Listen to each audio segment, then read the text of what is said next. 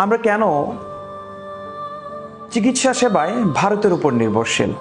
একটু প্রবলেম দেখলেই ভারতে চলে যাই, এবং যাওয়ার পিছনে একটা কারণ আছে।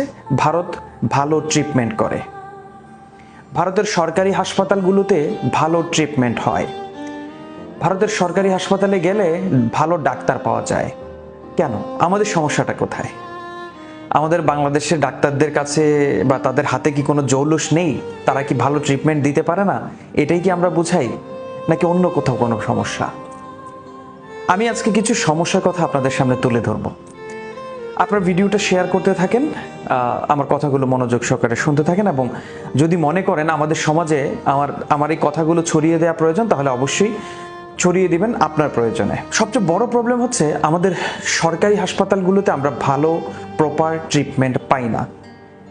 কিন্তু আমাদের সরকারি হাসপাতালগুলোতে বাংলাদেশের যারা বড় বড় প্রাইভেট হাসপাতাল আছে, বা হাসপাতালের মালিক আছে, বা হাসপাতালে যারা ট্রিটমেন্ট করে বড় বড় প্রাইভেট হাসপাতালগুলোতে, ওই ডাক্তাররাই কিন্তু আমাদের সরকারি হাসপাতালগুলোর গুরু দায়িত্ব নিয়ে আছে, বা তারাই কিন্তু ওই হাসপাতালের বড় ডাক্তার। কিন্তু এই ডাক্তাররাই সরকারি হাসপাতালগুলোতে কেন ট্রিটমেন্ট দিতে পারছে না? আমরা যখন ডাক্তার দেখাতে যাই, অপ্রয়োজনীয় পরীক্ষাও আমাদের করতে হয়, অনেক দামি দামি পরীক্ষাও আমাদের করতে হয়। যে পরীক্ষাটা প্রয়োজন নেই সেই পরীক্ষাটাও করতে হয়। কেন দেই? তার কারণ পরীক্ষা না দিলে ইনকাম কম। পরীক্ষা না দিলে ওই হাসপাতালটার ইনকাম কম, এবং ডাক্তার সাহেব যেখানে বসেন, যে হাসপাতালে বসেন, ওই হাসপাতালের যিনি কর্ণধার আছেন ওনার পকেট ভরবে না। তাই পরীক্ষা যদি প্রয়োজন হয় একটা, আমরা পরীক্ষা দিই 10টা। অনেক সময় পরীক্ষার রেজাল্টটা আমরা যেটা পাই অন্য জায়গায় আবারও যখন এই পরীক্ষাটা করি তখন সেই রেজাল্টটা ভিন্ন আসে।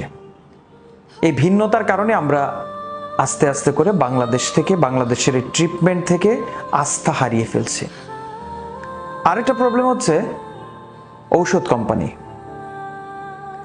এমন এমন কিছু ঔষধ কোম্পানির, কি বলবো, ডাক্তার সাহেবরা আসলে চাপে পড়ে যায়, লিখতে হয়। কমিশনের চাপ, প্রশাসনিক চাপ, আর না হয় বড় নেতার চাপ। এখানেও নেতাদের চাপ আছে, নেতারা চাপ দেয় যে অমুক কোম্পানির ওষুধটা লিখতে হবে। কারণ আমাদের বাংলাদেশে অনেক ওষুধ কোম্পানি আছে, যে কোম্পানির মালিকদের আমরা রাজনৈতিক দলের সাথে সম্পৃক্ততা দেখেছি। এই কারণে ডাক্তাররা অনেক সময় বাধ্য হয়ে সেই কোম্পানির ওষুধ লিখতে হয়। ওষুধটা কার্যকর না হলেও লিখতে হয়, এবং অপ্রয়োজনীয় পরীক্ষা দিয়ে আসলে বাংলাদেশের মানুষ মনে করে যে এত টাকার পরীক্ষা দিলে এটা আমরা এখানে না করিয়ে আমরা কেন ইন্ডিয়া চলে যাব না।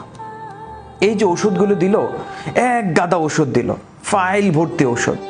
তো এই ওষুধ না খেয়ে আমরা ভারতে চলে যাই। ভারতে খুব অল্প সংখ্যক ওষুধ দেয়, এবং ওষুধটা খেলে খুব ভালো কাজ করে, এবং অল্প সংখ্যক পরীক্ষা দেয়। এই পরীক্ষার মধ্যেই ওরা রোগ নির্ণয় করতে পারে, এবং প্রপার ট্রিটমেন্ট পেয়ে আমরা উপকৃত হই।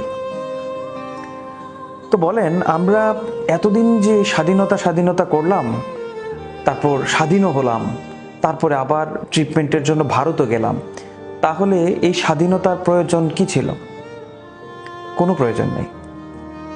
আমি মনে করি আমাদের এই সেক্টরটা বাংলাদেশে, আপনারা জানেন যে যাদের পকেটে টাকা আছে তো আছে, যাদের পকেটে নাই একেবারেই নাই। বাংলাদেশের সাধারণ মানুষ, গরিব মানুষরা কোনো প্রাইভেট হাসপাতালে যেতে পারে না। কিন্তু আমাদের ডাক্তার সাহেবরা প্রাইভেট হাসপাতালেই বেশিরভাগ সময় দেয়। সরকারি হাসপাতালগুলোতে কোনো রকম একটা রাউন্ড দিয়ে সকালবেলা চলে আসে, বিকালবেলা থেকেই সরকারি হাসপাতাল বাদে কি বলবো, ওদের নিজস্ব হাসপাতাল নিয়ে ব্যস্ত থাকে। একটা ডাক্তার, বা আমরা তো জাতির কর্মচারী, তাই না? আমাদের ডিউটি টাইম আছে। আমরা সকাল 8টা থেকে, আমরা যারা প্রবাসে কাজ করি, আমাদের সকাল 8টা থেকে বিকাল 5টা পর্যন্ত বেসিক ডিউটি, তারপরে ওভারটাইম। কিন্তু আমাদের দেশে আমাদের ডাক্তার সাহেবরা বেসিক ডিউটিটা করে কিনা আমার বোধগম্য নয়। তাদেরকে সরকারি হাসপাতালে বেশি একটা পাওয়া যায় না, এই যে 10 টাকা 5 টাকার টিকিট কেটে যারা ট্রিটমেন্টে যায় পাওয়া যায় না, আর ওখানে প্রপার ট্রিটমেন্টটা হয় না। তাদেরকে বলা হয় প্রাইভেট হাসপাতালে মুভ করার জন্য, এবং তারা প্রাইভেট হাসপাতালে যায়, এক গাদা পরীক্ষা দেয়। সেই পরীক্ষাগুলো করতে গিয়ে তাদের যে কি করতে হয়, আর যাদের পয়সা আসে তারা তো বললামই যে তারা ইন্ডিয়ামুখী, আর যাদের নেই তারা কি করতে হয়। আসুন আমরা সবাই মিলে এই জায়গাটার একটা পরিবর্তন আনি। আমাদের যারা ডাক্তার মহোদয় আছেন, দেখেন পৃথিবীতে বেঁচে থাকতে হলে আল্লাহর পরে আপনাদের উপরে আমাদের আস্থা রাখতে হবে, বিশ্বাস রাখতে হবে।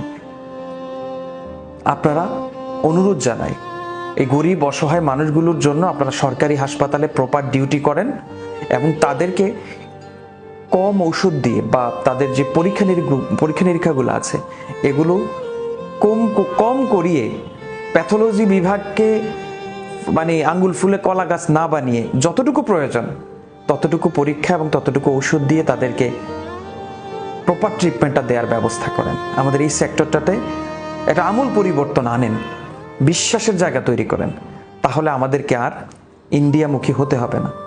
ইন্ডিয়ার প্রতি আমাদের যে অগাধ বিশ্বাস চলে আসছে, এই যে এখন ইন্ডিয়ার ভিসা বন্ধ করে দিয়েছে, বাংলাদেশে অনেক মানুষ আছে যারা ট্রিটমেন্টে যাবে, এখন যেতে পারছে না, এখন ওনারা বাংলাদেশেও ট্রিটমেন্ট করতে পারছে না, তাহলে তাদের কি হবে? তো যাই হোক বন্ধুরা, আপনাদের জানি না আমি আপনাদের মনের কথাগুলো বলতে পেরেছি কিনা, দয়া করে যারা এই ভিডিওটা দেখছেন শেয়ার করে দিবেন, ভাইরাল করে দিবেন, তাহলে আপনাদের মনের কথা উপরতলায় পৌঁছে যাবে। দেখা হবে আগামী কোনো ভিডিওতে। আসসালামু আলাইকুম।